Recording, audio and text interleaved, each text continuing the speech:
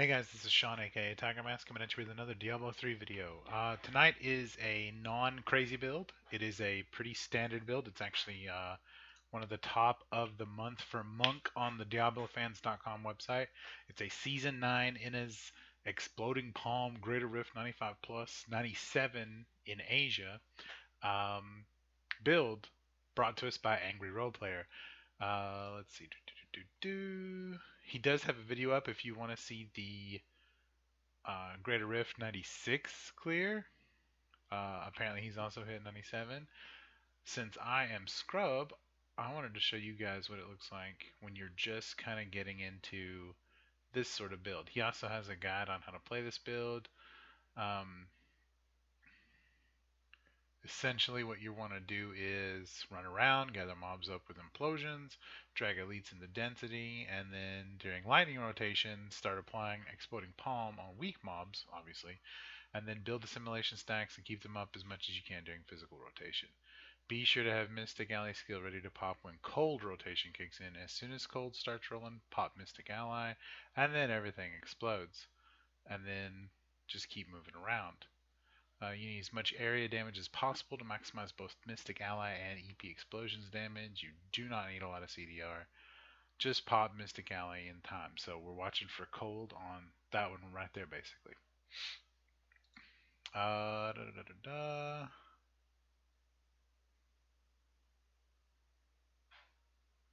Let's get into the equipment. It's Inna's 6-piece without Ring of Royal Grandeur. Brief Soliloquy. I forget how to pronounce that word.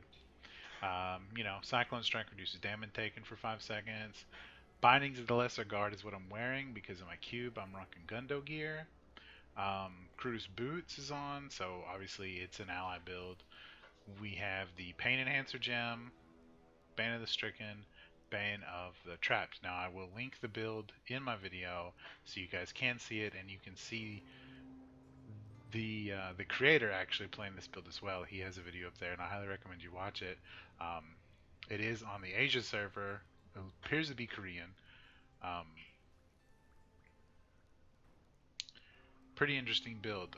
One of the things that sticks out to me that I see a lot more in a build that I'm not seeing that is new to me here is this fist weapon, which is basically for exploding palm. A lot of the times people aren't doing the exploding palm builds on Innas, but he or she, they are using exploding palm, um, which is a pretty important part on just clearing the mobs.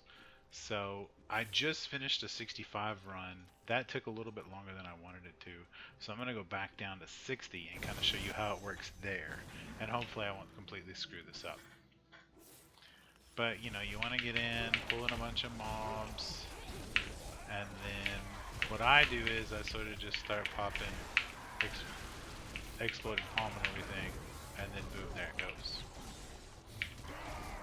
He wants you to save it. When you're at those higher rifts, you do have to be a lot more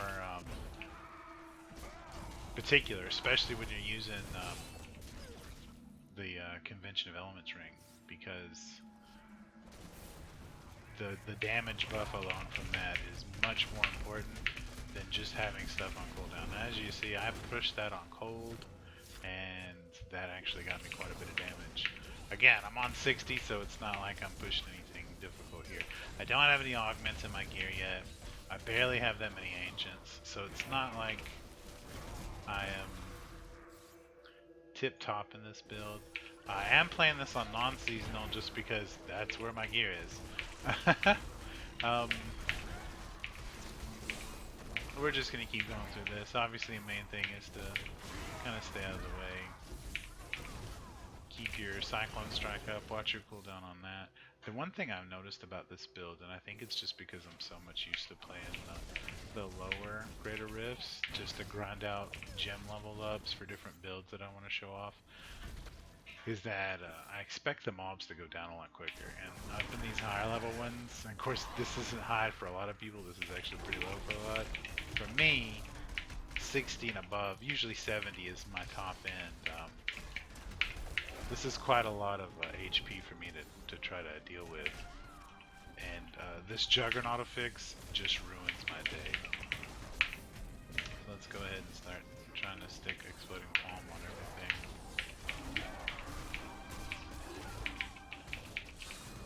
We've got most of our gems. Well, all of our gems are in the 50 plus by this point, so that's good. We just gotta deal with these Juggernauts.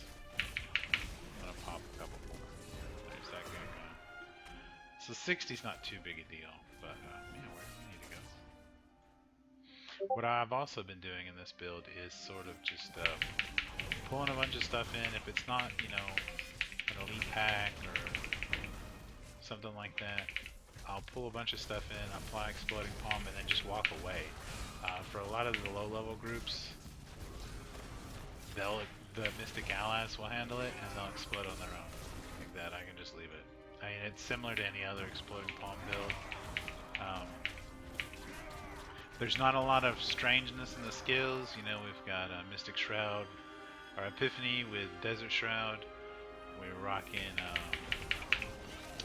Cyclone Strike with the Soliloquy, so that gives us the damage taken is reduced, which is very important in this build. Exploding Palm is running Impending Doom, and Mystic Ally is whatever you want, because with the set bonus and everything, you have all of them, so when you press the ultimate, you get them all. The reason you want to press it on cold is because of the bonus you get from the Ice Ally, I do believe.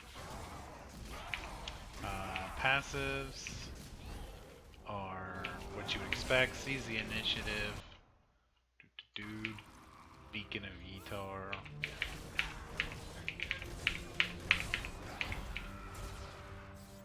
All of that jazz. We're going to use this conduit just to speed things up a little bit.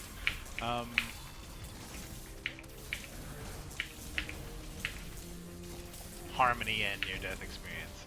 Of course, at these low-level rifts, you probably don't need near-death. I do, because again, I suck at this. But it's what's recommended for the high rifts, of course, because otherwise you'll be spending precious seconds waiting to res, and that will pretty much be the end of your run. When you get up into the 90s and 100s, every second counts.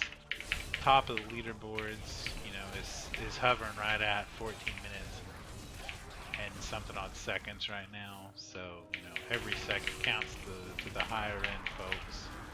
So it's important that when you're looking at your builds, you take care of that. Now, I am running Traveler's Pledge and Compass Rose.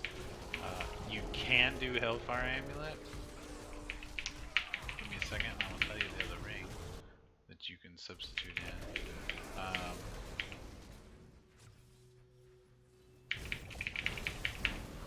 I don't recommend Hellfire Amulet unless you just really used to playing with one and with that 5th passive.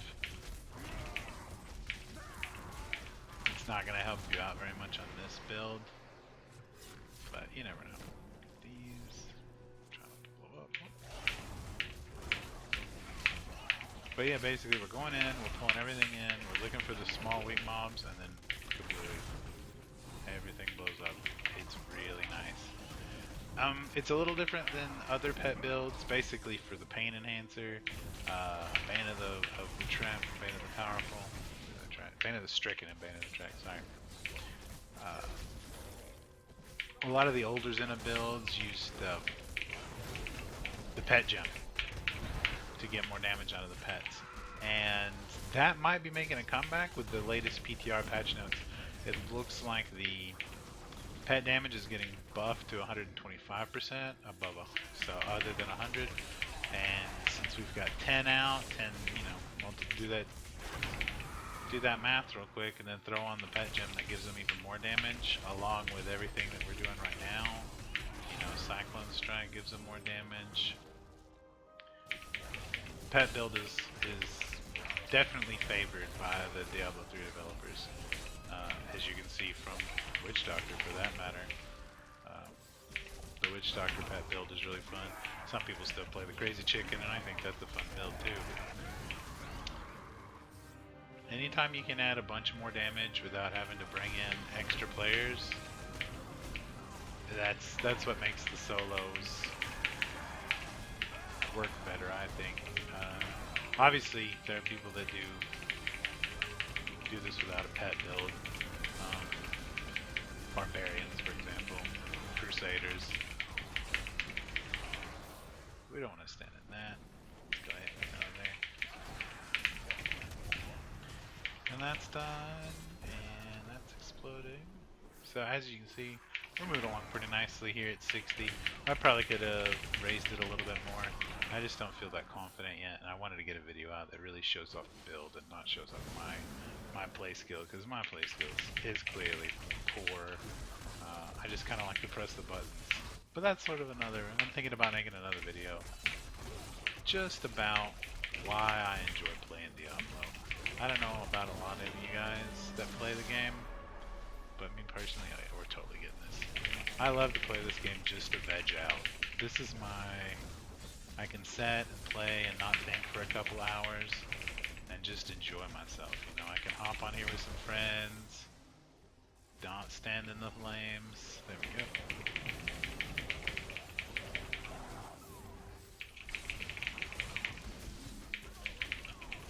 Man, Warlash is no fun. And it's over. So we did that with 6 minutes and 50 seconds remaining. Not a great run. I believe that's a 9-minute run, so you're supposed to keep it under 5 to 6 minutes if at all possible, especially at these lower levels. So we'll go ahead and risk it. Oh man, I hate to waste these, but there's really nothing else I want to put it in for the time being. My other gems are all doing okay, so let's fizzle. Yep.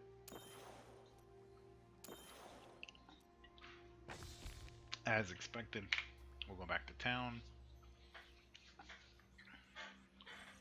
Pop our little explosion. Boom, I got a Paragon level, hooray! As you can see, my best right now is 65 at 11 minutes 51 seconds. I think oh, 809, not bad. I think I can beat that. It's just gonna take a little time. But that is the build, and thanks for watching, guys. Have a good evening.